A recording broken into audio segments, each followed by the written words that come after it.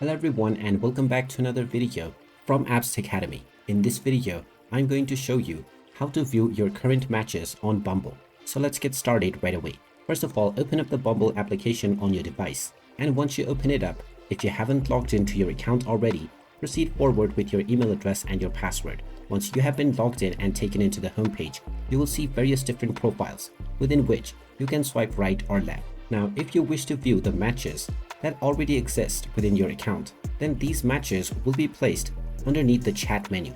You can simply tap on chats and you will see all of the individuals with whom you will be able to chat and who has matched with you already. You can also find the liked you section within which you will see various profiles that have swiped right on your profile.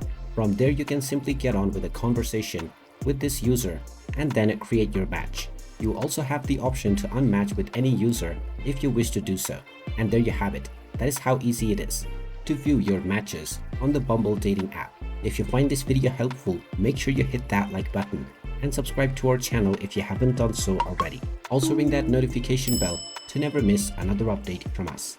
Thank you for watching and I will see you again in the next video.